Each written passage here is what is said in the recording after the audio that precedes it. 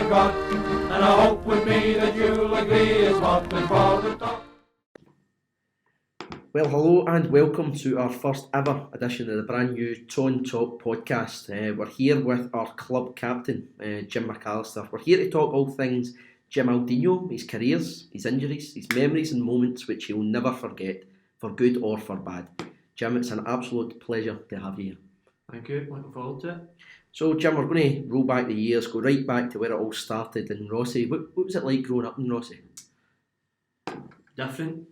Obviously you're cut off for the mainland life and different things, and I was brought up on a farm.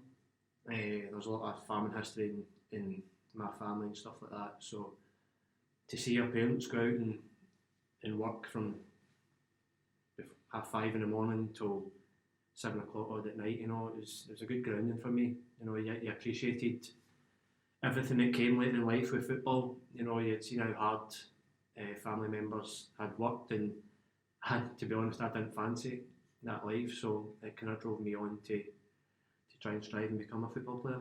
I mean, in school, obviously, you went to Rossi Academy. Were you interested, or was your head always, I'm going to play football? Probably not, no. I didn't start playing football properly till I was about 10, 11. The probably more popular sport back home was shinty. I played shinty for years, and we had a top primary school team. I think we were the top team in Scotland through primary school. I thoroughly enjoyed that, and then obviously you got to a stage in your life where you kind of had to make a choice. There was a coaching school with football on the island, and obviously shinty wasn't a professional sport, so decided to turn my hand to football and see how that went. So what was the first club you played with in Rossi? What one stood out? There wasn't so much, due to cost and different things, there wasn't a team as such at that age. It was more like we trained on a Wednesday, we trained on a Saturday. It was more a kind of coaching group, and the man who took that is since passed away. I played a massive part in me becoming a football player.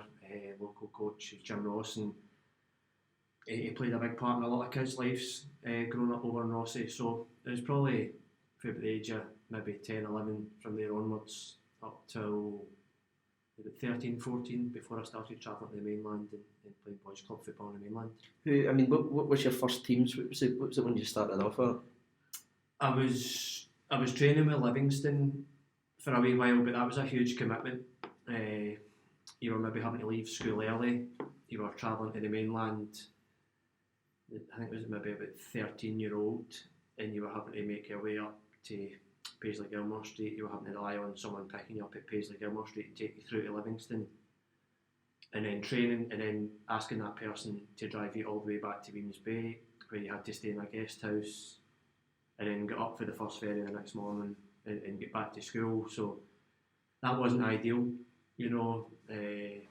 but it gave you a wee sniff of what it was going to be like if you wanted to become a football player. That stretch of water across the Rossi is probably cut short a lot of talented boys and girls' careers from Rossi over the years. You've got to have that wee bit commitment and support, good support to your parents, if you've got to have a chance of becoming a player. I mean, you said you started about 11 onwards. See, when you were playing at Livy, going to all these clubs, was there anybody that you remember that went on and just had a great career, a standout career? No, I think you don't really take that in at that age. I can't really remember who played in that Livingston team. I was never ever signed, but he ended up playing a handful of games, and the guy Alec Gordon who was taking me through to Livingston all day nights, we decided maybe we were trying to play boys club through the kind of west coast of Scotland, and he put me in at Paisley Everton, which was ideal, and he had an agreement as long as I was training with the coaching group in Rossi during the week, I could turn up on a Saturday, and thankfully I was getting game time with them, so it made more sense. And I played there for 2 years, I think, and then I played for Linwood Rangers the third year, so no, it was fantastic. Obviously, when you were younger as well, you grew up big Rangers man. What's your earliest memories watching them? That's been ingrained in my family, and it's been passed down for generation. My dad probably took me to my first game when I was about 4-year-old, I think, and I think it was against St Mirren actually.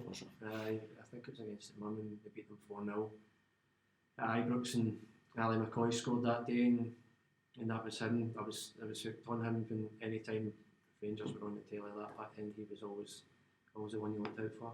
You say Ali McCoy's there, but was there players in that Rangers team that inspired you and that you looked at and thought, I want to be like them when I'm older?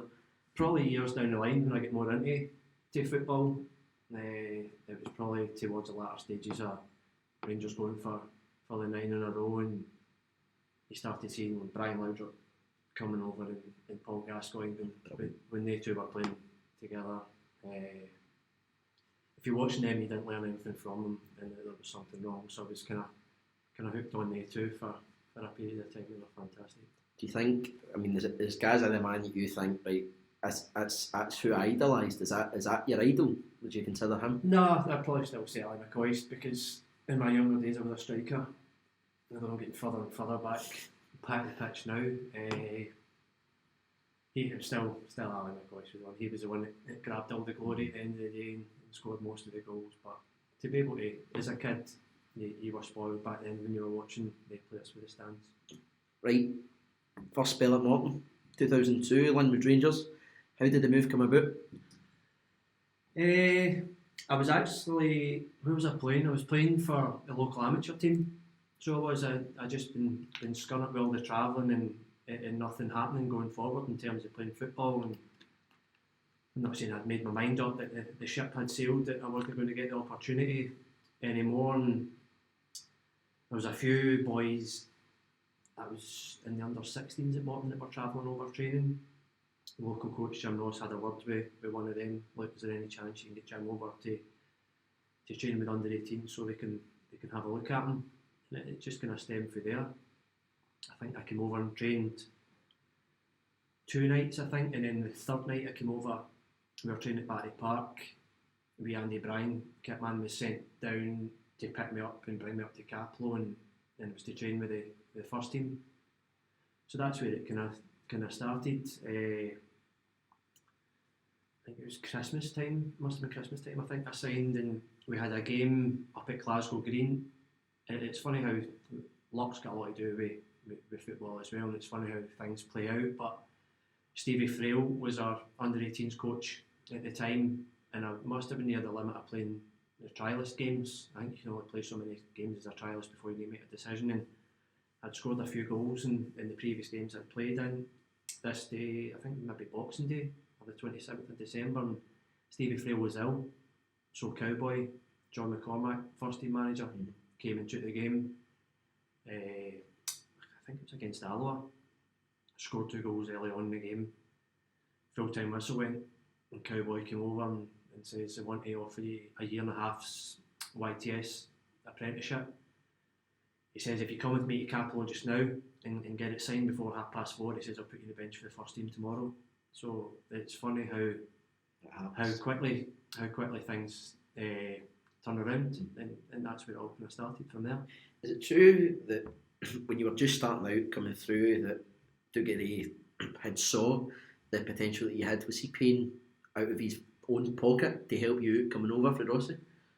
Yeah, I can't speak highly enough of the chairman, especially when I was younger. Obviously, when you're an apprentice, everyone thinks football's all glitz and glam and you earn loads of money, blah blah blah, but you're on peanuts as an apprentice. I was a wee bit fortunate you were maybe involved with the first team here and there, and you were getting the odd win bonus, etc., which helped as well. But obviously travelling from Rossi to begin with wasn't easy. I wasn't driving, so it was dropped off at the boat in the morning, ferry across, bus up to Greenock, bus for Greenock out to Capello. So it ended up eating up most of your wages, the cost of travelling. And obviously Dougie had watched maybe some under 18s games and reserves and maybe seen a wee bit of something in me, and he did, he did help out in terms of travelling costs and stuff like that, which you didn't need to do,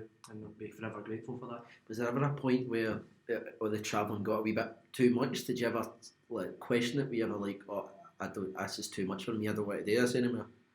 No, I think I maybe done it for 4 or 5 years before I decided to move over, but the initial first couple of years, you're just buzzing to have the opportunity. You're doing this travelling to be a football player at the end of the day, and it's the majority of young kids' dream, and you are buzzing, whether you're getting up at 6 o'clock in the morning to travel to training, you were just delighted and so grateful to have the opportunity to do it. So there might have been times towards the end of the 4 or 5 years I've done it, when if you're playing in the first team towards the end of that time, and if you have bad week's training, you have a bad game on the Saturday, you're a wee bit down, you can be a bit scun up with the travelling, but at the end of the day, you're waking up every morning to go to training, so I can't say there was ever really any point where you felt you'd had enough. So you did genuinely love it. I mean, there's some people that say that, I was good at it and that's why I came, but you genuinely love to play football. Is that fair? Just like I touched back on what I said before, I'd seen how hard my parents worked on a dairy farm back home, and I didn't feel that was for me. So that's how it's the greatest thing ever. Treat every day at training as if it's your last day in football. I think that's one of the best things out there, and play every game as if it's your last. And the way I had seen them when I was growing up, it probably gave me that inner determination and inner drive to try and be reasonably successful going forward. So 2002 December, you made your debut for Morton, just 17, and then your first start was in February of 2003. Both of these moments, I mean, how was it? How did it feel to walk out in front of these fans for the first time? That was, especially the first one against Peterhead was bizarre. Like I touched on before, how it had all happened the previous day, playing for the 18s, when you didn't expect the news to come that he'd been involved in the first team the next day, nor did I expect to even go on the park, because it was a big game for the club, because I'm pretty sure the teams at the time battling out the top were Morton, Albion Rovers, East Fife and Peterhead, so it was important. I think Alec Williams scored the only goal of the game that day, so it was a tight game as well, and I think the clock must have struck 90 minutes and get the shout to get the top on, and they sent us on for stoppage time. I don't have to touch the ball, but still to get out in front of a crowd and different things, it was a bizarre feeling. Is it? I mean, was it nerve-wracking? Do you remember being nervous, or did you just want to be out and playing football? No, I think because it happened so quickly, I don't think he had much time to think about it. I think you get on with it, and like I keep saying, appreciate the opportunity and don't let it pass you by. Then 2004-2005 season, it's probably fair to say that was your breakthrough season. I mean, you started every game, came on as a substitute.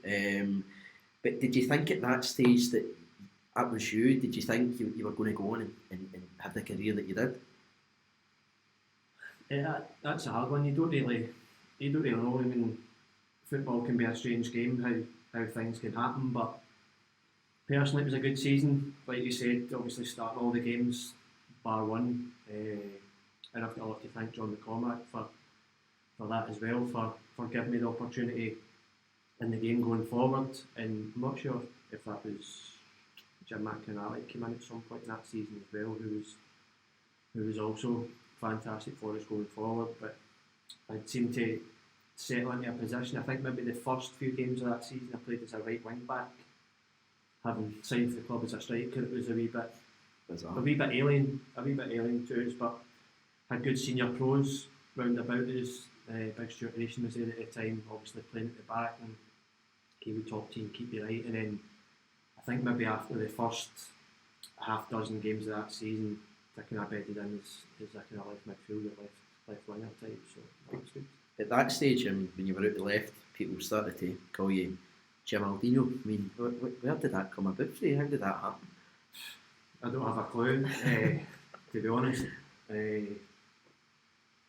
I don't think I knew what I was going to do with the ball sometimes, but it seemed to work at the time. I think I had a period in the first team where everything seemed to click. Every time I picked the ball up and drove with it, and if you were trying to nutmeg folk, it was coming off and setting up goals and step overs and going by fullbacks and stuff like that. But I don't know where it came from or who it came from, but it did give me a wee chuckle. But I think Ronaldinho was at the top of his game at the time, and if you do a quarter of stuff that guy can do, then you'd be doing alright. So that's quite funny. Would you say that when you were playing left, is that when you had your best times? I mean, would you say that's when you were at your peak almost? Yeah, I had a couple of good seasons. I felt personally playing from the left hand side, and latterly towards the end of my time, first time round at Morton, I played the odd game in central midfield as well. That's where Jim McAlister was good with us. He would kind of dip us in and out. He'd give us a wee taste of playing different positions and different things. But there was a period probably, if I remember, 05-06 season, where the football players thrive in confidence, and it was just so confident. It didn't matter who was going to come up against you. You always felt you were going to get the better of them and chip in with assists and goals and stuff like that. And I think our first season back in the first division, I could have probably played more centrally that season, but it was another season that stands out in the back of my mind that felt a little bit.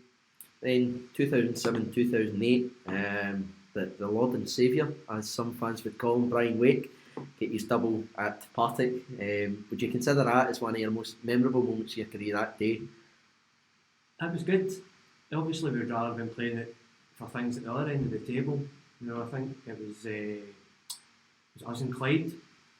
I think they were having a shootout to avoid the playoffs or whatever at the bottom of the league, and we had to outscore them.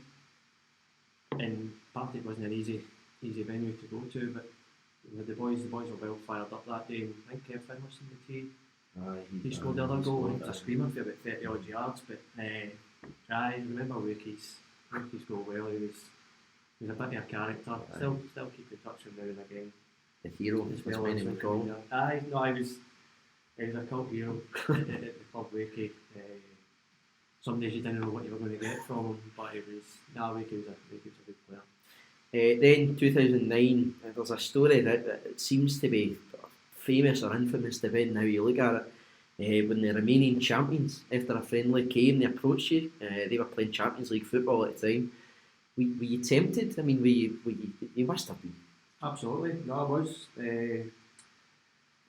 Like I said, I touched on before. You know, football's a funny game and how things can play out. I'm pretty sure they were meant to be playing here at United, and they get cancelled. So they ended up coming here and playing against us. And I done okay in the game. I can't remember the score, but I felt as if I had a decent enough performance, and they were looking for that type of player.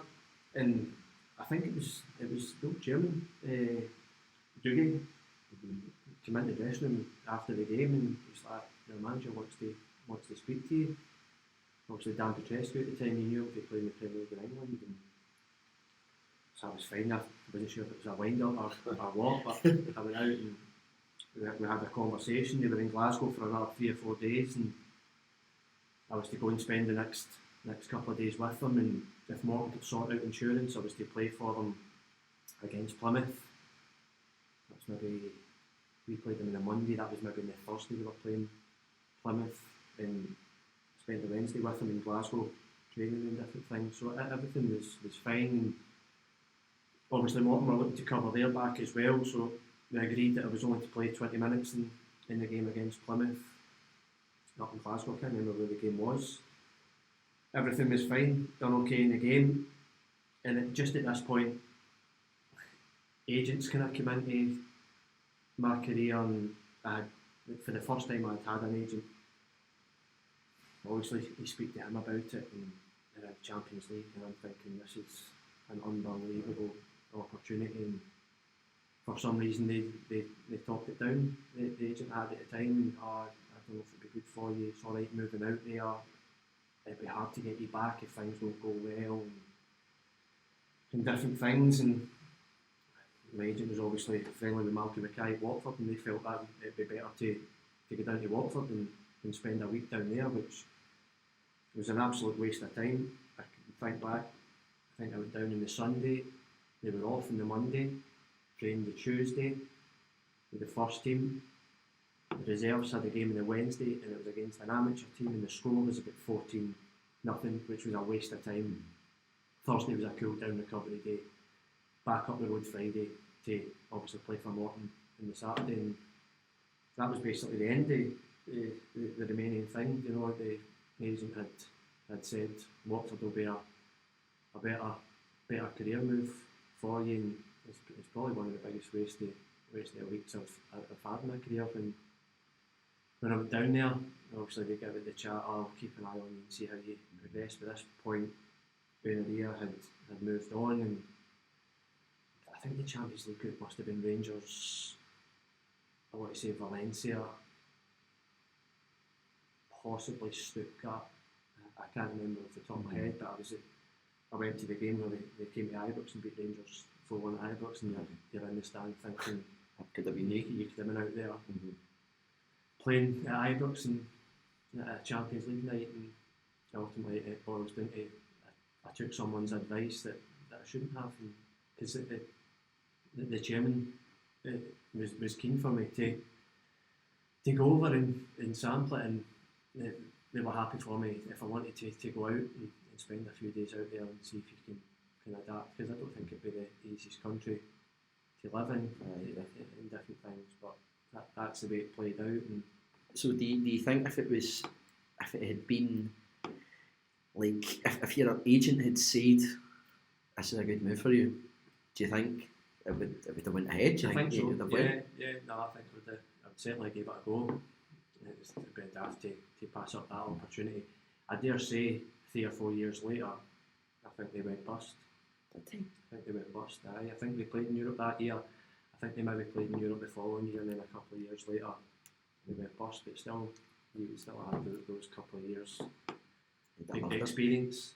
You know, going to a foreign country, playing European football effectively. Because I think that must have been like a kind of the main deciding factor in it, that these guys are playing Champions League football. I mean, absolutely nothing against Morton, but see if the team's playing Champions League football, I think anybody would be tempted. No, of course, because you want to keep progressing in your career as well. And I'll be forever, I've said to everyone that asked me, forever grateful for everything that I got the first time round the club, through the youth team, through apprenticeship, through going into the first team and playing well over 200 games, you know, through 3rd division, 2nd division, 1st division. It was a fantastic ground, and you look at young boys at clubs in the Premier League, and they're still kicking about almost academy football at 22, 23, and because I had been at Morton, I was over 200 games under my belt at that age, and it stood you in good stead going forward. I seen 2010, I hope this isn't true, but you were linked with St Mirren. Is there truth to it? It's a strange one, St Mirren, because there's always been, whispers had always followed about St Mirren and going to St Mirren and different things, and there was never anything official. Was there contact? No. I don't think so. But there was always a rumour that never ever seemed to go away, to disappear. But would they say that their training ground now is 2 minutes away from where I stay? But so it's easy for you? It never crossed my mind. Having the affiliation and the affection that how much the club grew on me here first time round, so it was over 7 years or whatever. I'd always said to the agent I'd moved on to that it was something that wouldn't interest me, and it was the same. Having played for Dundee, I'd say exactly the same. Is that genuine? If anything ever came for the other side of the city, you wouldn't do it? Nah, of course not. Yeah. Listen, a wee bit of loyalty, which is sometimes lost in football nowadays, and I'm a great believer in if a football club or a person is good to you, then be good to them in return. Your first spell at Morton, you obviously played with some cracking players in that period. Who sticks out? Who's always ingrained in the memory? Played with so many decent players. First time round, I think you've got to look at probably Big Peter Weatherston. I think it's a player who still went on, really kicked on in his career and done a lot more than what he did. I mean, the season we won the second division, he was playing right back and scored 20 plus goals for right back, which is ridiculous, you know. What about Alex Williams? No, what about these guys like? I bumped into him a couple of weeks ago and he's no changed, man. He's not changed. No, listen, Ali, he was just a boy out of Govan, and that's the way it was. And good player, but see, in terms of finishing, fantastic, unbelievable. Definitely in front of goal, you know. And the two of them, him and Peter, which are probably potentially two of the best finishers that I played with in my career. But Alec was just. Because there's certain, I mean, there's genuinely guys. See if you spoke to Morton fans, there'll be genuine guys that say Alex Williams was one of the best I've saw. Yeah, I know the club had paid money for him as well. When I signed, obviously I had signed as a striker. He was the main man at the club. That year we won the third division. I think he won the third division player of the year and different things. But he had a crazy way of thinking, and he had to go out on a Thursday night because that meant he was scoring on a Saturday. And if he didn't go out, it's like, I didn't go out Thursday night, that means I'm going to score on Saturday. That's mentality, isn't it? I mean, some Friday mornings he was a wee bit worse for me than training, but he would cook Saturday and score goals. I think fans were none the wiser, but I mean, they probably went to Saturday, seen him banging in these goals. He was doing the business, and that was just, it's funny how people think and how their minds work. You know, he was badly affected because he never had his Thursday night out. In his mind, it was meant when he scored on Saturday. But listen, it was unfortunate the way his career deteriorated because I'll say again, like Big Spoonsy, he's another one that should have kicked on. And do you think he would have? Do you think if he kept his mind into it and he kept fine? The right guidance, I think, you know, I think he enjoyed his social life, and I don't really know the people he sang about with at the time, but in terms of potential at that age, he had pace, he could finish, you know, he could put it about as well, in terms of physically, had that been nasty streak in him, if he wanted to leave one on a centre half, he could, but I'm trying to think back over other kind of players, ones that helped. Andy McLaren was a big help for me, you know, because he played in one wing and I played in the other, but he was stone mad. He was mental as well. And I've heard it mentioned on another podcast where he was asked the story about we were playing Peterhead in the playoff semi-finals here, and Andy was swinging for the rafters before the game. I don't know what he was doing. So he's up in the physio bed in the dressing room and he's fired on Peter Andre on the music. He's stripping off and taking his tap off and dancing about in front of the boys. And the next thing, Arthur Montfort and Douglas Ray walk in the dressing room and he's whipped his trousers off and he's got a silver thong he had just been to Asda and picked up on the way down the road, and he's serenading old Arthur and doing about the dressing room. Just thinking, that's gone for the game. I know. That's completely gone for the game now. Characters like him. Well, I was going to ask that. I mean, do these people not exist? But is it died down? Do you think people are a bit more weary that more serious get grassed in? Or? No, it became more serious now. Football. That's just the way it is. But I mean, characters Andy McLaren. Who else helped us? Derek Lilly was a big help. He came back. It was towards the end of his career. Derek Dale had not a bad career as well. No, the team. Oh, I need to give Midge a mention, don't I? He was on my case before I came down here, so got to mention him. Nah, Midge went on and done brilliant at St Johnstone, obviously winning the Scottish Cup and different things as well. And he's still putting that about at the old age of 36. So But we're going to get him on at one point, Yeah, so I'm sure he'll say same about you. Nah, Midge was a good player first time as well. What about against? I mean, surely you come up against a few good players here.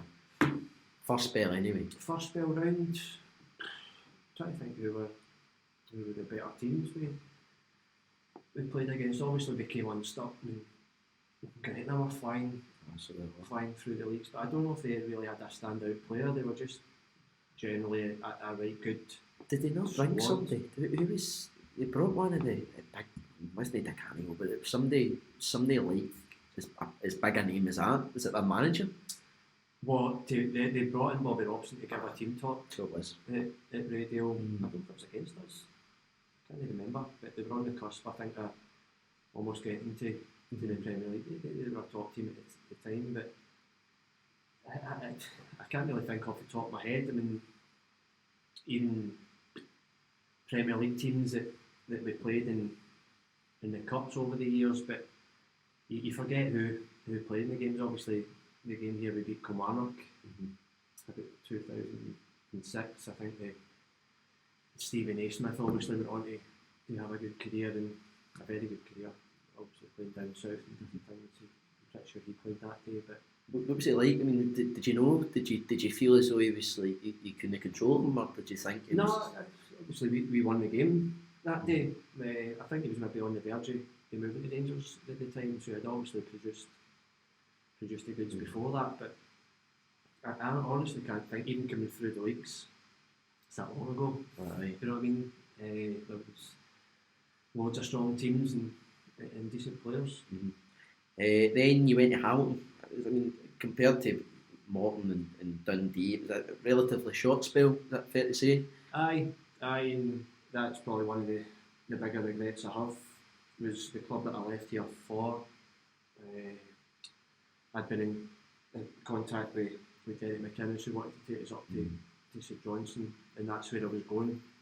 Kind of right up to the last minute until I was advised by the same person that advised me to avoid going to Romania. Hamilton would be a better move for you, and it certainly wasn't. That's nothing against Hamilton. It's a club. Some clubs are for you, some clubs are against you, but that's probably one of the bigger regrets I have in my career, was actually left and went to St Johnstone. I shouldn't have. So go to Hamilton. Did you not enjoy Hamilton, or did you just think it wasn't a good move, or it was a problem? I genuinely don't know. I didn't play the first league game. I came on at half time in the second league game, done okay. Then I started the cup game at Wraith Rovers on Tuesday, done okay again. I thought, right, settled in a wee bit here, going to get a run with the team, and then I think we were up at Inverness on Saturday. Billy calls me before the game and says, "Oh, you're the one that's missing out, let the squad today." I think to myself, tell me what I've done wrong or whatever, but that was it. And from there to about January time, I hardly featured at all without being given any advice, or you need to do this, you need to do that better, blah blah blah. It was just, you were cast aside, and going to play football week in, week out to not play at all certainly wasn't easy. So do you think you held a grudge? Maybe not a grudge, but like, do you think you were almost doomed at that point? No, because it's once I get in the team after January, I featured in the majority of the games. You know, and the fault obviously we get relegated that season, and then the following season I played every game after that. It was just bizarre. Bizarre, and it was at Hamilton at that time.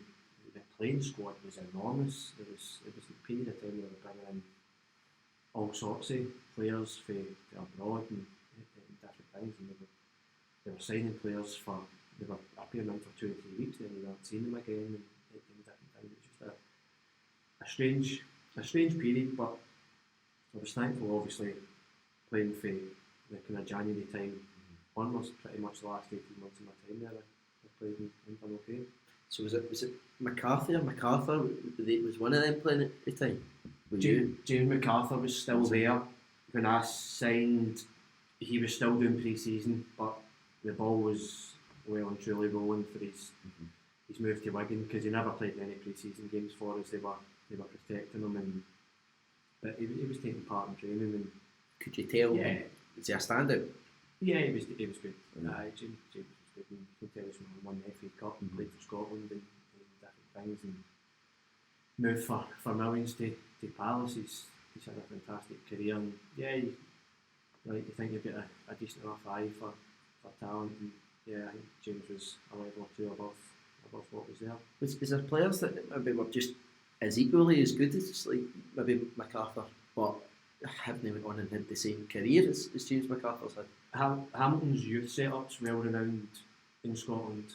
They've got a lot of very, very talented kids and at that period of time, especially the second season when I was there, of course we were back in the Championship, if they were good enough at 16 they were getting thrown in the first team and there was a few boys that would come in now and again. You're thinking you've got a right good chance in the game here if you screw them up and get your head down and work hard and for whatever reason they maybe never had that inner drive and self-belief that they really could go on and do it and social media is starting to come into the game around about that period of time and I always say young boys want to look good on social media. They're posting pictures of playing football and they've played 10 minutes first team football, that does my head in, but I'm not saying that was a factor at Hamilton at the time, but it was certainly maybe 2 or 3 kids coming through where you thought you were going to have a right opportunity in the game, but they just fell away. Do you think, like, even to mention the national team nowadays, obviously the national team's in quite a state, I mean I don't use that word lightly, it's we're really struggling. Do you think maybe social media and other aspects have caused this? Do you think it's? I don't know if you can pin it on that because the Scottish youth teams seem to do well to a certain stage. The 19s beating Germany the other night and the 21s are top of their qualifying group. But what happens between 19s, 20s and senior squad? It's something not right in between. And the national team obviously it's packed with top class midfielders. There's loads of midfielders, but we don't seem to have centre backs or centre forwards. So there's something going wrong in the development somewhere. But in terms of even at our level, I would ban younger players through social media if I became a manager because honestly it's horrible, isn't it? It does my head in. They come off the pitch on a Saturday and within half an hour you've lost the game, somebody's onto the media. It happened a lot down south at Blackpool. I was quite tight with the media boy and say, such and such was on me half an hour after the game looking for any pictures for the day's game to put on his Instagram or put on his Facebook or whatever. I've absolutely no time for that whatsoever.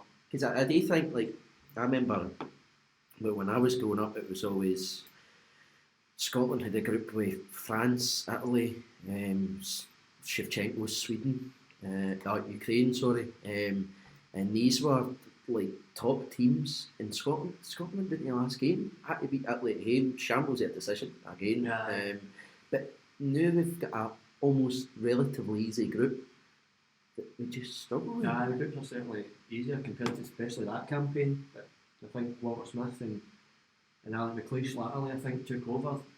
They just had them well drilled. Everyone seemed to know their roles, and it was 4-5-1 at times, but it was effective. It was. You look through the team back then, everyone was playing at the top level as well. Because it was Ferguson, you had Fletch, you had all these top players, and that's not to say we've not got top players now with Robbo, but you just, I don't know what's changed, and you can't pinpoint it, but I think you need to really sit back and think, as things like social media having an impact, what else can we do with the youth? I think even our way back to kids football now, and years back at a weekend you could play 4 games as a kid. Your school team, boys club, you'd have another game on the Sunday, and different things. But senior clubs stop that now. You play for them and you play for them only, and you feel the natural talent when they go into these academies gets coached out of them a wee bit because they go into these academies and they're not allowed to express themselves and do what they're good at. They're told what to do. You must do this and you must do that. When you get the ball, you must play it down the line instead of saying, you know what, Davey was. See, up to a certain age, up to 16s or 17s, go and express yourself and go and do what you're good at. And is that how they did it with you? Is that, would you say that was quite important that they let you play the way you, not even just Morton, but all the teams you've been in? I think football's moved on. Obviously, analysts are now massive in the game, and everything they do gets analysed now as well. Whereas back then, it probably coaching and different things probably was a wee bit going off the cuff. And was it more effective? I don't know. But clubs obviously want to try everything to get that extra wee bit out of every single player. But I certainly think when player, especially at 11, 12, 13, 14, when you go into an academy team, you should not be told you must do this, you must do that. Just go out and play and go out and do what you're good at and enjoy football. Sorry, but stemmed off there. Before your move to Dundee, so you moved on from Hamilton.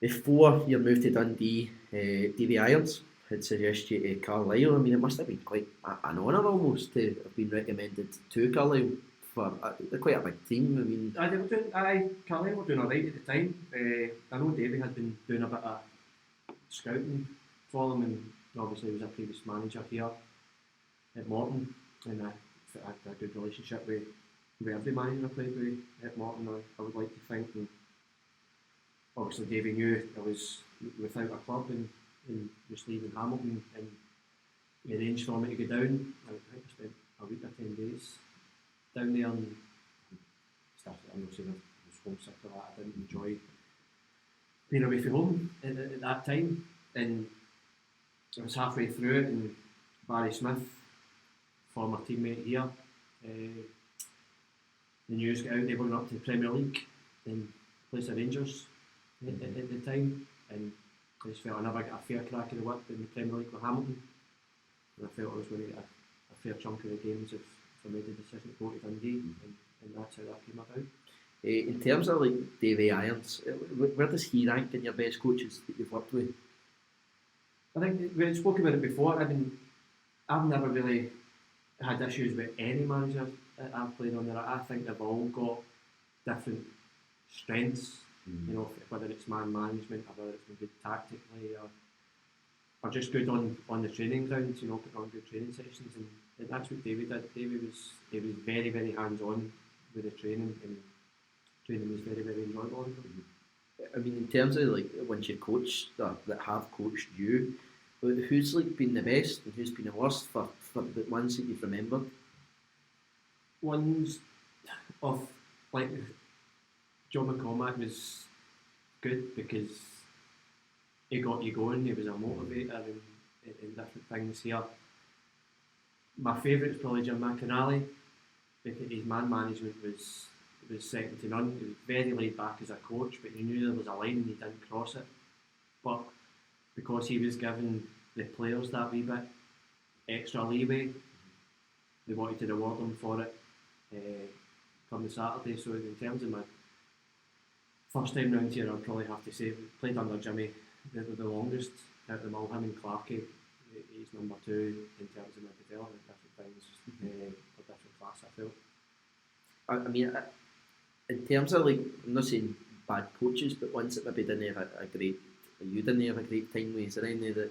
No, I mean, folk might think that's sitting on the fence and not being controversial, but I played for my first spell here. I played for every manager that was here, you know. So it's maybe different if you find yourself out the team and have a period on the sidelines. But Cowboy kind of dipped me in for a few games, and then you were back in the bench, and then you maybe start a game, and then you're back in the bench.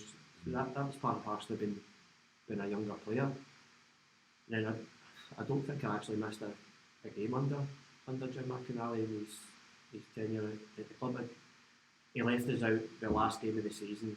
He left us the full 11 out. I think we got up to Forfar before the playoff game. Meaningless, wasn't it? It didn't really mean anything at that point. I think that was the only game I missed under Jimmy Mac's time. But you did come on as a substitute, so you still made it, I'm sure. Possibly. I can't really remember. Who followed on? Davy Irons obviously followed on. Jimmy Mac played under him all the time, and then the last one was obviously James Brady and Alan Rance towards the end.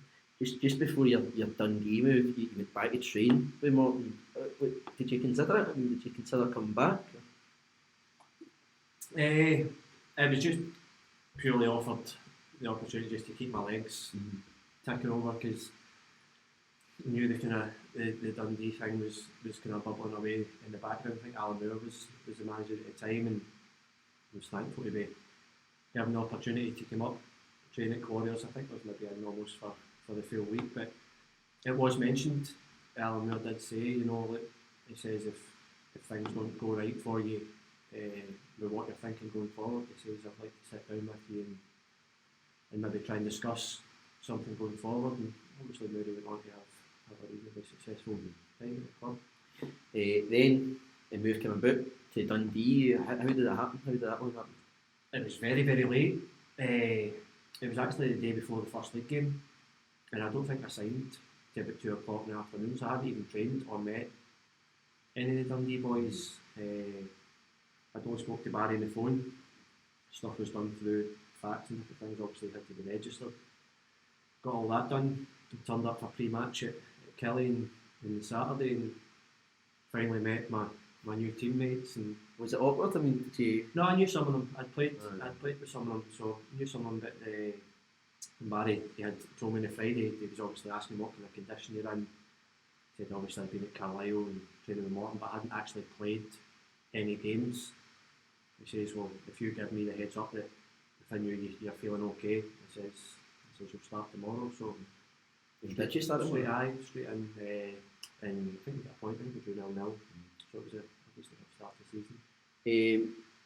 When you signed, was there any big names there at the time that springs to mind? It was I'm not saying it was a squad thrown together, because obviously they replaced Rangers very, very late. I mean, we're talking maybe about 10 days before the season was due to start, so that never gave us the best of starts in terms of squad. Obviously Big Rab Douglas was there. Obviously played at Celtic and played in the European final. He's probably the biggest name. I think he brought in Big Colin Nish, centre forward, after the season had started as well. But it was probably a squad of boys who had done okay in the Championship, who were flung together and hoisted in probably in at the deep end in the Premier League that season. It was a proper tough season for us. But is it different from other leagues? I mean, I don't mean different as in is it harder, but is it considerably harder than the rest? It's not considerably harder, but the overall standard's better. Obviously you're playing your Celtics and your Rangers and Hearts and Hibs and different things, and you've got international players, which makes a difference, and your mistakes get punished more often because of that bit quality in the final third. And we had a tough start, I think, and then we kind of rallied towards the end of that season. I think we were clawing St Mirren in. We felt they were starting to crumble a wee bit. I think we beat them twice in the run in, and I think we maybe fell short by the second last game of the season. I think we maybe get relegated maybe that season. But the good thing for Dundee's point of view was they did panic over the summer. They worked hard to keep the majority of the boys together, and obviously the following season they managed to take the club straight back up. She went on to have quite a career at Dundee. I mean, would be some people would say you might be an icon at Dundee. I wouldn't say that. Certainly wouldn't say that. Did you enjoy your time when you were there? Loved it, absolutely loved it, and that's what I didn't appreciate or realise before I signed, how big both clubs are in Dundee, but I didn't realise how big Dundee were in their history and different things. And sort of stuff, I think the first year although we got relegated, I think I won most of the sports clubs Player of the Year awards and different things, and due to that kind of affection and the fact that they were ambitious enough going into the following season, they wanted to bring straight back up. That was a big factor in staying and signing the 2-year deal after that, and thankfully it was the right decision, because we managed to dig in throughout the season. Firstly under Bomber John Brown, who was a fantastic manager, and then latterly to get us over the line when Paul Hartley came in as well. managed to get the job done and get back to the Premier League. What was Paul Hartley like? I'm not going to lie, it was, especially my last season at the club, was probably the least enjoyable season in football. You report back for pre-season, buzzing off the back of winning the championship, going to get another shot at the SPL, and there was a complete divide in the squad. There was the boys for the previous year that had come up to the championship, and there was the 10 or 12 new boys that came in, and they were obviously all his players, and we kind of felt a wee bit kind of cast aside about that. So I love playing for the club. The fans and everything are fantastic, but I think actually we were on maybe to play the majority of the games in that last season, but I didn't feel as if I was enjoying the football. There's two stories in your time at Dundee that one relates to Morton and one that's just absurd. The first one, Dundee Derby, May 2015. The name is Nadir Chifchi. Can you explain that story? Your good friend, yes. Can you explain the story? Well, bizarre. First and foremost, you don't expect to be bitten on the football field, and I think the bizarre thing about it all was he was on a hat trick. He had scored 2 goals in the game, and he started showboating, which a few of our teammates didn't really appreciate, and he was giving one of our fullbacks standing in ball and different things, and they weren't happy. And I think Big Jeebsy was having a go at him and different things, and him and Jeebsy came together in the middle of the park, and the two of them fell. The ball broke free, and I thought, oh, here's a fantastic opportunity to give him one. Go and cement him. Aye. I didn't, to be fair. I slid in. I kind of slid the ball into his midriff. I could have got over the ball and done him. So obviously, the referee blows up for a foul and different things, and everyone rushes in and felt this pinch in the right side of my leg. And I looked down, and there's about 10 teeth marks round the outside of me. And I think he's just gone and bit me here. Like, it was a bit surreal for 10 seconds. And was he booked? Was he sent off? No, I can remember clear as day because there's audio on YouTube, and whoever's done the audio, it's drowned the crowd out. It's you. You can hear me saying to Bobby Madden at the time, I says, she's just effing bit me. Like, and to be fair to Bobby Madden, he says, look, I can see what he's done, but I never seen him doing it. So if he hasn't seen him doing it, there's nothing he can do. So did he apologise? No. So obviously when the final whistles went, I ran off the park. I think it was on BT. The game was on BT, I think. I went and found somebody for BT Sport. Did you pick up on what happened? No, never seen anything to tell you. I was like, okay. One to a journalist, I think it was Kenny Miller, wrote for the Sun at the time. Says the Jews have photographers at the game. Can you get him to go back and look through his photo? And sure as can be, get back to me 15 minutes later. It was like, there you go. And it was as clear as day. You can see it. I mean, can you see his clear as day mouth? He's went to help himself up, and he's just thought, oh, I'm going to have a bit of your leg. And what tragic idea? Don't know.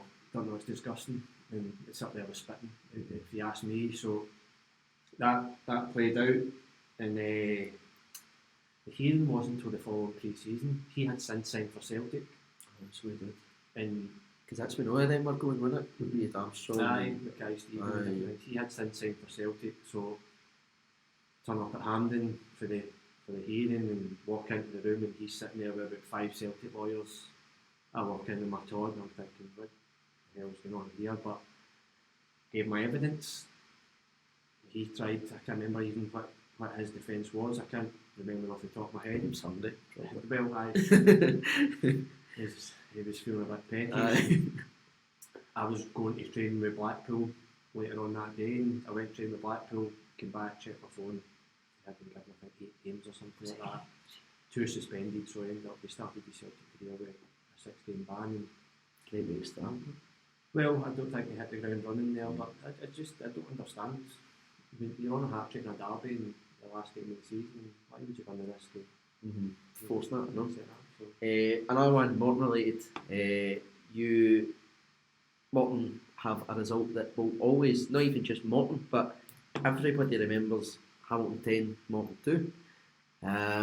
I thankfully wasn't there, I was on holiday. But a lot of listeners will think, well, you weren't playing at Morton at the time, but you were playing at Dundee. No, it had a massive effect on us. There's no, absolutely no doubt about it. And I actually I thought Morton had done us in for winning the league, because the third last game of the season, we came down here, and I think Morton might already have been relegated, and they turned us over 1-0. So that put Hamilton back above us with 2 games remaining. And we're probably forever thankful. My big mate, Andy Graham, they were playing Hamilton the following week at Dumbarton, him and Big Mark McLaughlin, 2 of my close friends, and they promised us, we'll turn Hamilton over next week as long as you go to Alloa and do your side of the bargain. And to be fair, they beat Hamilton 4-1, and we managed to beat Alloa 3-0, so that put us back in top again, going into the last game of the season. And as far as we were aware, a draw was still going to do us as long as there wasn't an 8-goal swing. As bizarre as it sounds, we full house at Dens. Obviously, we were nervous going into the game. It meant so much to the club to bounce straight back up the Premier League and winning 2-0 at half time. I don't think MD batted an eyelid and even asked, how's Hamilton getting on? Out for the second half, Dumbarton get one back, so our game's sitting 2-1. I think even Craig Beattie came on as a sub for us, and he's like, here, by the way, the Hamilton scores 8-2. We were like, aye. He's very, very good. Like, no bother. And there was maybe only about 10 minutes left. That might be way out. I think there's only 10 minutes left in our game. So we were thinking, a draw should still be enough to see us over the line. It turns out Hamilton scored another 2 goals, and our goalie has an absolute worldie save going into stoppage time in the game. And if that had went in, Aki's got up as champions and we went to playoffs. Was it? I thought it was 9. Was it 8? I mean, was it definitely? It was an 8-goal swing.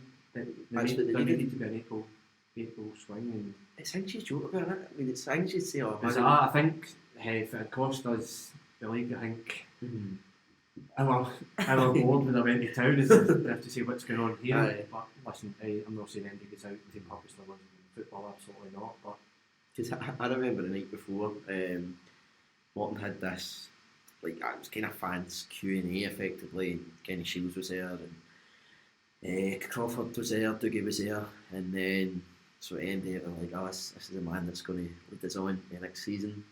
And then the following day it was 10-2. Good night, Irene. So it was bizarre. Probably the most bizarre thing I've ever seen. I never knew the score. Obviously, our game finished 2-1, and it didn't matter regardless. And there was pitch invasion at the ends, and it took us 10 minutes to get off the park and get into the dressing room before we could celebrate with our teammates. And I think we actually went out, lifted the trophy, done the lap, photos taken, blah, blah, blah. It wasn't until we came back in the dressing room somebody went, here, by the way, that game actually finished 10-2.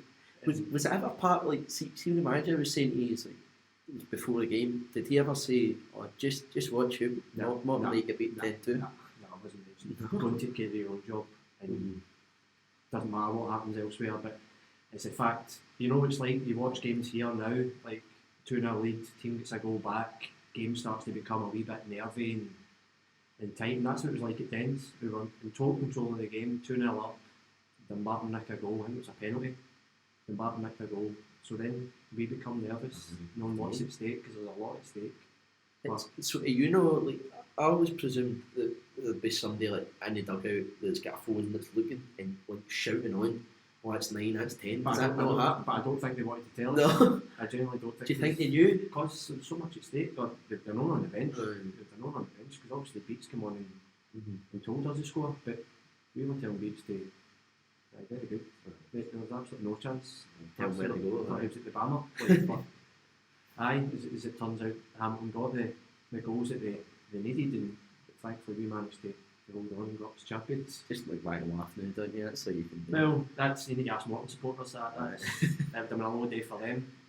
I remember I was on holiday and I saw it and I was like it's got to be a mistake or something. It's got to be they've added a 1 rather than a nothing. Of course. And then it happened and I was just like, it's the worst I've ever seen. Not even just like in Scotland.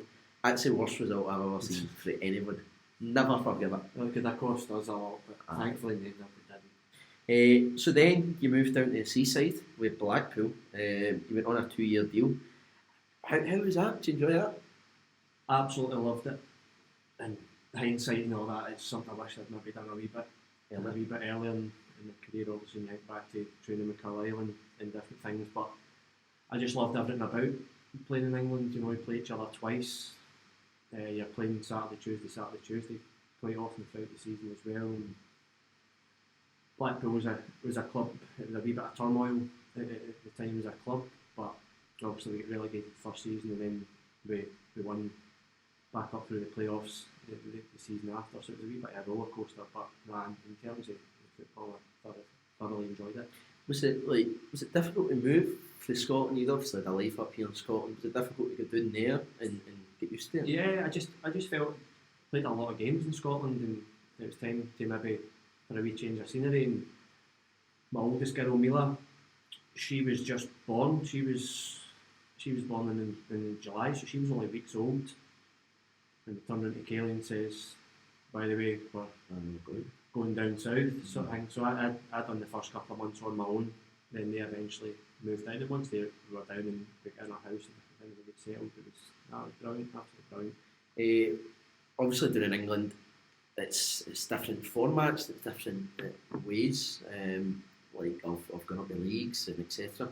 But how different was it? Did you feel it different to a Scottish game than English game? Like I said there, obviously only playing the teams home and away. So once you've been to the away ground, unless you draw them in the cup, you know you're not going back. That's obviously up here. You're playing teams 3, 4, 5 times a season, depending on cups and different things. So enjoyed that. Enjoyed travelling the country, as daft as it sounds. You know, every single away game is an overnight stay. So there were some Fridays we would come in and train at 9 o'clock on a Friday morning, then just hit the road for 11 o'clock, and you'd still be sitting on a bus at 6 o'clock at night. You know, if you were travelling Plymouth, Portsmouth, Exeter, even the south of London, any teams down round about that neck of the woods. So that was a completely different experience. And up here we complain about travelling to Dundee and places like that, but don't get me wrong, I think we shared a bus. We had Burnley's bus. We shared Burnley's bus, so there's a full kitchen on it and Sky Telly and different things like that. So that decent. That helped cure the boredom in the journey. But no, it was good. When you were down there, you would obviously have played some top players in the league and also in cup as well. Who stands out for you? I know I've asked that plenty of times, but it's an interesting question. There's probably only one game that stands out, and we played Crystal Palace in the League Cup at Selhurst Park, and obviously Wilfried Zaha and Ross Townsend played.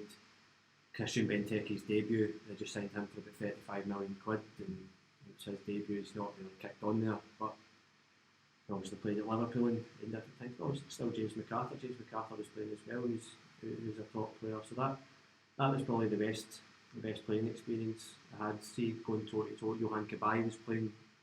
So what was he like? Was he magic? Listen, they're all top players that have moved for millions and millions of pounds. So wee boy Ferrossi coming up against putting yourself up against boys like that was brilliant for me. I thoroughly enjoyed it. Yeah, then a horrible moment. You got injured in 2017. You were then back in the January of 2018. 3 or 4 days later, that was it. I mean, a sickening tackle. That's the only word I can use. For Sean Murray, you were out for a good few months, missed the playoffs. How horrible was it? It was hard. It was hard for a player that I think I'd missed a handful of games through injury my whole career. And the hardest part was it was the 93rd minute of the game. So the game was kind of petering out. There was 4 minutes added on. Boys took a big heavy touch, I've intercepted it, and there's no other word to describe it. He's absolutely done us. I was hoping at the time it was my shin guard that had made the noise, and unfortunately it wasn't. cut my sock off and everything. And tibia was broken clean through. So it was tough. It was a low point in my career, knowing you're going to be facing up to a year not playing any football. But that's one thing I have to say. The manager at the time, at Blackpool, Gary Boyer, in terms of man management, was unbelievable with me. Like, Was he good? I mean, was he a good manager? You feel when you pick up an injury like that, you feel a million miles away for the squad, for the boys, any success they're having on the pitch, and straight away within a couple of weeks, I still wanted to go into training every day. So Kaylee was dropping us in the training every day, around a couple of hours just to get out the house, and sent me DVDs home. I want you to go home and watch Angus Barnett we were playing. I want you to go home. I want you to do a match report for me for up and coming opponents. And I made on that, handed it in a couple of days later. Never thought anything of it. The day the Barnett came around, I was in, changed over at the gym with the strength and conditioning boy, doing a wee bit upper body, and phone goes, it's the manager. I'm thinking, why is he phoning across the gym? Because it was over behind the stand. And he was like, right, you've got 10 minutes, you come around here and you give the team talk for the game. He says, I'm happy with your match report. He says, I want you to strengths, weaknesses, tell the boys where we can go and exploit them. And straight away you felt part of it again. And he says, every home game, he says, I don't want you having to travel to away games, but every home game you'll be up in the stand, the walkie-talkie, communicating with the bench, standing with the analysts.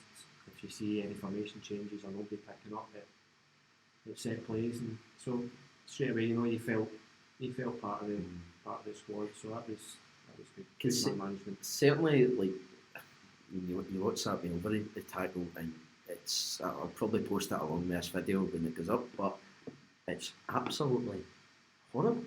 Aye, it's not. It wasn't nice. Like you say, you face a lot of time out going forward, and the more the season goes on, the boys were really starting to finish the season strong, and you're thinking, brilliant, we're going to go in the playoffs. We made it into the playoffs, and probably two of the best playoff semi-finals you'll see. We played Luton, we beat them 3-2 at home, and we drew 3 each. At their place, we scored 2 goals, I think, in the last 10 minutes. And it wasn't an easy place to go. Kenilworth Road down the Luton, it was quite intimidating. The boys went on the business, and then the realisation hits home. We're going to Wembley next week to play the playoff final, and you can play 0 part in the game. That was probably the hardest part, even to get 2 minutes out on the park playing at Wembley would have been, you could retire a happy man, So how did they include you at that point? Were you included in the playoff? No, it was taken down to the game in the dressing room before the game, sitting in the dugout during the game and different things. So you were cast aside, sitting in the stand with the supporters and different things, and it was still good. Obviously, I had family down at the game, and the boys won the game 2-1 and had a fantastic night celebrating down in London. Once that injury happened, did you consider the time? I know it's quite a deep question, but it is. That happened in February. The following January it was, before I had played again.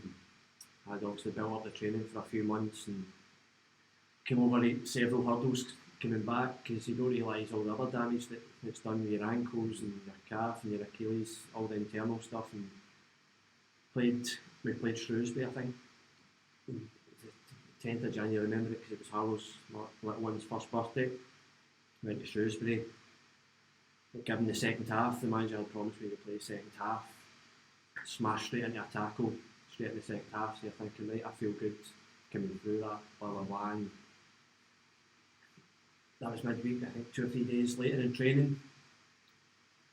I probably should have still been wearing shin guards in training just to protect my leg, and coming together, me and a teammate, like you would have 10 times over a training session, right on the spot where my leg was broken, and I was actually thought I'd re-broken the leg, but it was severe bone bruising, which ultimately kept me out for a further 3 months, and only made one more appearance. I think I played the second last game of the season, came off the bench, and that was it, time done down south. Because did you think, when all these injuries were happening, was there ever a point where you stood back and thought, I'm not doing this anymore. It was tough the second time when I re-injured it in training.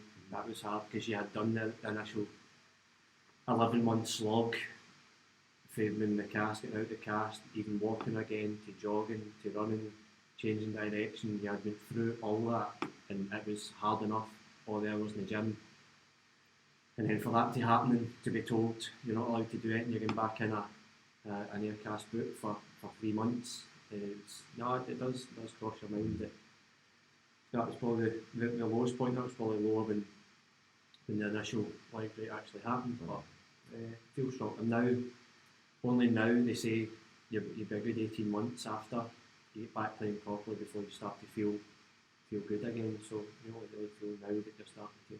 Do you still feel a niggle? I mean, do you still? No. That's one thing I was worried about when I re-signed here. Was terms of training on AstroTurf every day. But no, I was fortunate enough to work with a fantastic strength and conditioning coach at Blackpool who kept me right. So we move on to your second spell at Morton, your current spell actually. You returned to the team where it all began, 2018-19. What made you come back? I think just the ambition the club was shown at the start of last season. You know, they wanted to make a proper go in the league.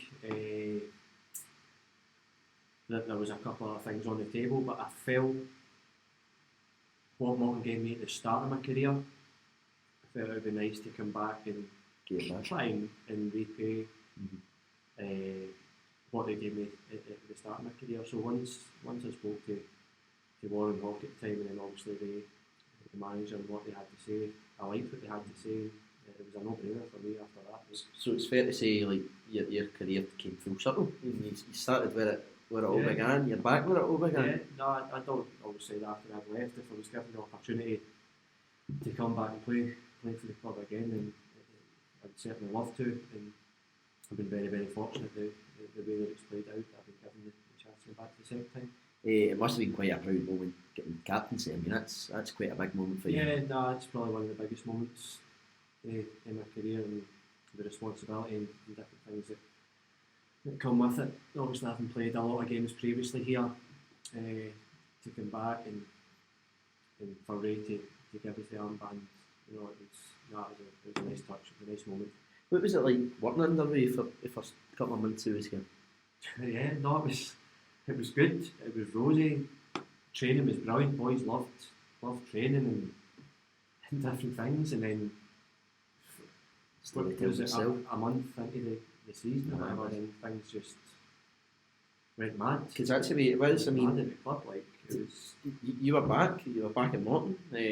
Morton got a huge win at Ross County. We thought, what's happening here? What's going on? Going to have a right good season, and then. What do you remember? I mean, tell us about it. What do you remember that happened? The day, it was Friday morning. I think we played Thistle the next day, and training is normal. Training was bubbly, laughing a joke. Ray and Daz were taking part in the wee Toro boxes. What did they say? Nothing. Absolutely nothing. Didn't they say nothing at all? You didn't think like they did anything that you thought? Nothing at all. And Crawford was at training. Watching. I can see him out after it and said, we're happy to hear the talk, what they're saying. We'll look forward to Saturday. Crawford was at training. I don't think we done shape, which sometimes we did. He would shape the team up who was playing the next day. I can't remember what we done for the rest of the session, but anyway, training was done.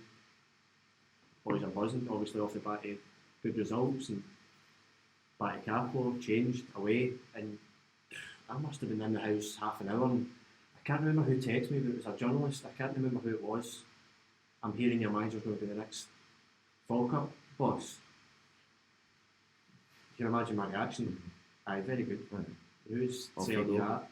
Nonsense. No, seriously. We're hearing it's going to be announced later on in the day, and I've not spoke to Ray. I've not spoke to. I don't think any of the boys have spoken to him since. Obviously, boys have went to Falkirk since then. But he'll have his own reasons for doing it. Listen, I don't know the reasons for it. He'll have his own reasons. I spoke to Daz, he's number 2 in the B license in the summer, and listen, they'll have it's no a topic of discussion here. I mean, we're not. You can belittle them, but it's they'll have their reasons, and you've got to respect their reason. But it was some folk will respect them, some folk won't. Obviously, supporters' eyes, it's not nice. They feel as if the club's been treated like a bit of dirt in a way, and obviously, especially the start we had, and compared to the way Falkirk were going into things as well. That's how we felt. It was strange, and ultimately became a motivator over the season, especially when we went there with a handful of games to go at the end of the season. That let's go there and they chose that squad of players over us. Well, let's go out and show them that they made the wrong decision. But I spoke to Dan Taylor, he's number 2 in the B licence in the summer, and what he did say was, he says, look, one of the biggest regrets is not speaking to the players before they made their mind up, because effectively we finished training that Friday and there was not another word spoken to any of the players, and that's just the way it panned out. I take it, I mean, it must have had a huge impact on the players. I think you can tell the results after that. You know, you were kind of knocked for 6 a wee bit, you know, and all that momentum that had built up. I think we went to Partick to lose. Oh, wait. 2-0, 1-0, 2-0. The first game. First Game after. Dale Anderson took over, lost 1-0. We lost that game, and I don't think we properly recovered for that until the last 5 games of the season. Ultimately, and it was just unfortunate circumstances and just a bizarre season. The way it started, the way it ended was crazy. I think like when JJ played his first game, I'm sure it was away at Dundee United. Aye, we should have won that game. We should have won that game or 1-0 up, and they get last minute. But it always begs the question, like if JJ had won it, where would we be? Yeah. With momentum of would we have continued? I don't know. But did you think that, like, when he went, obviously he brought you in, were you worried that maybe new manager wasn't going to like you and wasn't going to play? Every single club you have that. That, you know, that's football, but you've got to try and use it as a positive as well. It's a fresh start for everyone. So first impressions, 9 times out of 10 of football are everything. So if you go out and really impress in that first training session or in that first game, then hopefully that sticks the manager's throat going forward. Gigi got appointed. What was he feeling like? He's happy? Excited. It was probably thinking out with the box. You know, you see the manager merry-go-round in Scotland. It's even in England as well. It's the same faces that end up filling the jobs, and the club thought out with the box. You know, young coach, played at the highest level. You know, what can he bring to the club? And to be fair to JJ, and he worked his backside off the whole time he was at the club, and from training from the start out to the end was always geared towards where we can go and hurt teams on a Saturday. So he quite clearly done his homework, you know, before most games. Because I do think it must have been quite a tough job to take over after what had happened. I mean, it's always the argument that I was raised team, and like I thought certainly the January transfer window when Kilty came in and when Robin McCrory and these guys had a huge impact when they came in. I thought in terms of that, Kilty and Robbie were good when they came in, but unfortunately I think he was bearing the brunt of, I think Ray had maybe overspent the budget, and unfortunately I think JJ was bearing the brunt of that, and I think he had to try and move players on before he could get his own players in permanently, and that's easier said than done in football terms. And the club had obviously started to cut back. The statements had went out that it was to be self-sustainable and different things. So in terms of JJ, when we finished the season brilliantly, but when for his first job in management, it was probably a wee bit harsh. Like, he's inherited somebody else's team and been told there's no funds there to get your own players in. If you want players in, you obviously need to shift them on. So that was unfortunate for him. Because I think, like, certainly, and nothing, this isn't against yourself or anybody, but I think it's fair to say that it was quite a shaky season, because obviously what had happened is tough mentality, but it did set up just an absolute classic when you played Falkirk even before it, the build up to it. It was pretty much well, if you won, you were safe. And to be fair, he's outstanding that day. I heard you were in tears that day. I was in tears that day because it was a tough season for me. So, but I know, absolutely brilliant that day. I thought Tears of happiness. tears of happiness, of Okay. course. But were you nervous? I mean, I was certainly nervous, but were you? No, we were excited. You know, there was just so much inner drive and determination to go out and prove that obviously our squad was a better squad of players, and they had chosen to go their own ways for whatever reason. But we were determined to really put a nail in their coffin and put them down the division. And it's probably one of our better performances of the season. Mhm. You know, we did finish the season. I think we were off the bat of losing to Alloa here, and then you're thinking we could be in a fair bit of bother here, and then just clicked. You know, it was a great dressing room, it was a great squad of boys, and we were so desperate to go out and do well for one another and do well for the manager. And thankfully the results turned for the better. Because did you go on? Was it the last 3 games you've won? Because you beat them I Fairland think- away. Kilty scored. We took 10 points out the last 12, I think. Something like that. It's good going. Something like that. It was a right strong finish to the season. It was testament to everyone at the club, because the pressure was on big time, because you know how tight this league is and how tight it gets at the bottom. And a lot of folk would have been thinking we had gone after that Alloa game, but we showed good character to turn it around. Obviously everyone wants to be fighting for the playoffs at the top end. It's easier said than done, but we managed to get the club safe into mid-table. I think ultimately we finished six or 7 points out with the playoffs. Did you were 5th? And we were probably the only team over the course of the season that never put a proper run of results together. Which was just mental. So, But aye. it got to the final game. You Dundee United at home. Mark were safe, 5th place. What was the atmosphere like on the last game of the season? Well, training all through the week was obviously relaxed, because we had waited on Fairland and done the business the previous week, but finishing 5th is worth, I don't know how much to the club, but it's obviously, I don't know how much it is per place, but it's obviously you want to finish as high as possible, because it helps the club for the following year in terms of the manager's budget. So we had that drive in us, you know, let's go out, let's not go out with a whimper, let's go out and finish the season properly. And to be fair, that's the way we trained all week leading up to the game. It was a good game to have.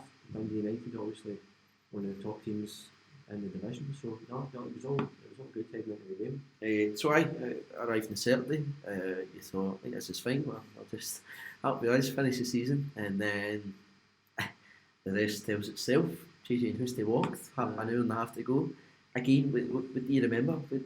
What's on your head? I arrived with the boots and ended up having to put a suit on. Aye. That's pretty much how it. No, seriously, but I think I was one of the first in for the game. Obviously, walked down the track, bag on, boots in hand, and looking forward to playing the game in the afternoon. And as I walked in the dressing room, Houston's walking out, and he just says, "That's us, we're away." I said, "What do you mean you're away?" He says, "No," he says, "We're finished." He says, "We're not taking the game this afternoon." He says, "We've just had a conversation," which he never elaborated on. He says, "We've just decided we're going to go before the game." So Again, I mean, at least they'll have their reasons. And yeah, no, that's and you've got to respect them. you do. You've That's got to absolutely respect them for that. And I managed to run down the corridor towards the boardroom and caught JJ before he left as well. And he says, "Look," he says, "we want to get out obviously before press start arriving and supporters and different things." He says, "Wish you all the best of the game, and I'll speak to you afterwards." So the next step was find Crawford. And obviously myself and Midge being the two senior players, we said to Crawford, "Do you want us to sort the football side out?" He says, "Obviously you're going to have enough on your plate going forward this afternoon," and that's where it was left. Crawford said, "Yes, that's fine, you just deal with that." And you get Andy the kit man coming in then saying you've got 15 minutes to submit your team, so you have to pick a team, you take team lines. And Did you feel, what was it like? Did you feel pressure to choose yourself? Did Midge feel pressure? I said straight away, I says I'm more than happy to stand on the side and be a voice from the side. And I don't think Midge had played the previous 4 games. So said Midge, you're going to be the voice on the park. Obviously, if you see things on the park, you do your stuff, because Midge is obviously vastly experienced. And then the next thing was pick a team. Who do you disappoint? You know, you're leaving teammates out as well. And we played 3-5-2 for the previous 2 months, and we said, you know what, let's mix it up a wee bit and tactics and have a wee bit of a go. And we shaped up, I think, 4-2-3-1. We played with kind of wider players as well to try and cause them a problem. And that was it. Down to the dressing room to speak to the boys. And what was the team talk like? Passionate with full of passion and desire. Obviously, you want them to go out and win the game, you know. But it was ultimately let's do it for ourselves. That was probably the biggest talk point. I said my bit. Midgie said his bit, and that was it. Get out for the warm up. But there's on the other side that you don't really see. Obviously, their team comes in. You've got to figure out where they're going to play. What's their formation. Did you have like any? Did JJ not like leave notes behind or anything to help you out? No. Nothing. But that's where JJ was really good. His video analyst stuff was excellent on opponents, and he would have done his homework. You can't come in and say, here, by the way, He's a help here. you've got to give your laptop for the afternoon so we can see what you've done on Dundee United. But listen, we knew what to expect. Obviously, they had maybe had one eye on the playoffs as well, but I think with the wee formation change and different things, maybe caught them off guard a wee bit, and I felt it was pretty fitting for Tidser to sign off with a fantastic free kick as well. You know, that was nice for him. But no, it was frantic from there on onwards. Obviously, you're trying to sort out who's marking the set plays. And so do you see when you're like doing the team talk? Are you saying, right, you're marking him? This is how you're going to set up for set pieces. Are you saying all of that, or is it Midge? Yeah, no, you allocate. You try and allocate to your ground. The boys, I think Lee and Bucky were the 2 centre halves at the time, so you want them to pick up their best headers, and then you kind of work your way back through the team from there. Whether it's your fullbacks next that pick up and different things. So listen, you've been in course and distance long enough in the game. You see it. You see how managers operate, and it was just a day where thankfully everything went well for us on the pitch, and we managed to win the game. Must have been really relieved when that game was over and the whole season, to be honest, because it's just bizarre. I've never known a season like it.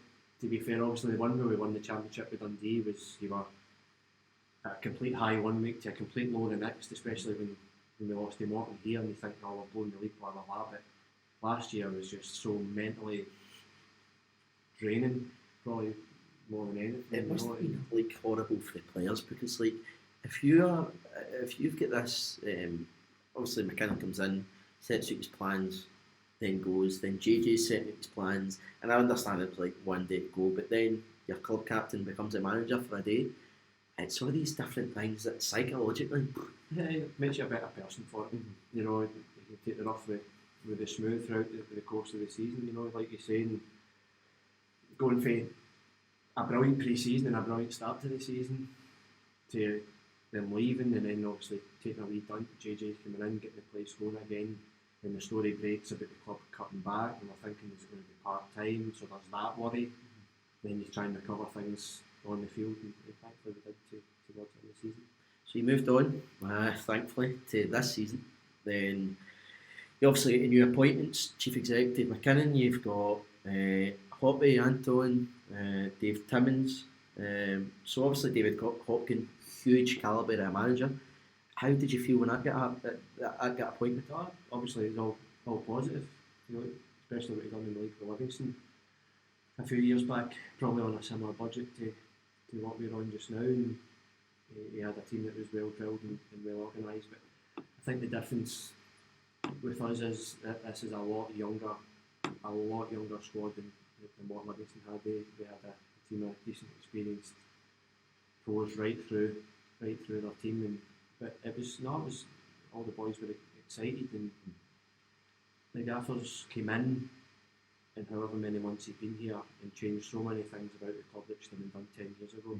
Obviously with the gym over there and different things.